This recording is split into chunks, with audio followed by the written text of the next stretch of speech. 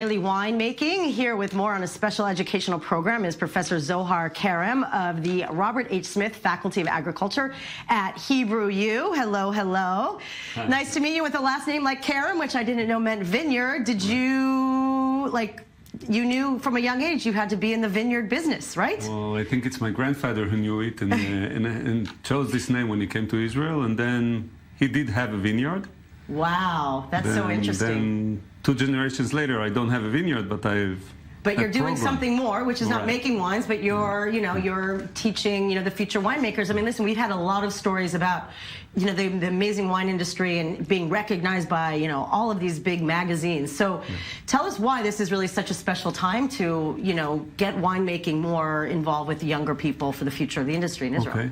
So I think things are happening, and there is something is happening now. The Israeli wines are going out from the ghetto of the kosher wines into the true shelves. I mean, we all know that when you go abroad and you look for the Israeli wines, you need to go all the way almost to the Louvre. Back. I lived in New York. I looked. So Israeli wines are now making their exit from this ghetto to the more distinguished places, I think, and there's a whole excitement here that we're really there. It took years. Listen, I mean, it's such if you go back to ancient times, I mean, wine is, goes back, it's mentioned in the Torah how many times. Right. So, why is this such an exciting opportunity, for you to actually really create a really special, unique program? There are many reasons, of course. I would say that to begin with, we do not have this sequence in history. So New Israel is very good in agriculture. New Israel is very good with using smart use of the water. Modern Israel is very well connected with the world. So all the good reasons why we need to study how to produce wine in Israel.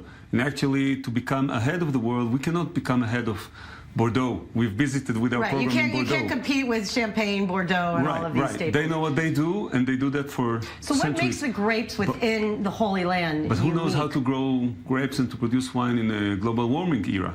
Right. We know, we are there before everybody. So before it gets to Bordeaux, which when we were there, it was so freezing. So before we get there, before the global warming get there, we are already there. And we know how to, so irrigation, fertilization, all these things that we do in our agriculture, they have gone through a shift into the winemaking or the wine grape breeding, right? So we have this advantage over the other programs in the world. So, and we have our archaeology, which is another term. And we had so many different soils in Israel because we have the Golan Heights with the Tuf, and then we have the different soils, So you got the Negev, you've got all of the right. So we have advantages that we should use, and together with this excitement in the whole wine industry in Israel, it's just in time that winemakers from Israel do not have to go to Adelaide or to Montpellier or to UC Davis. They can study here.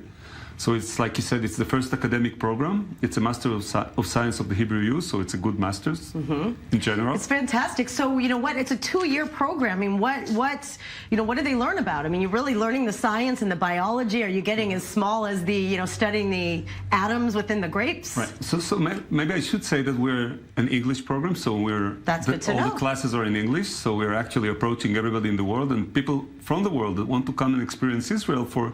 It's 2 years, but it's condensed, so it's actually 20 months. Okay. And we follow the grape or the vine from the first day that the leaves come out, all the way until we have our wine.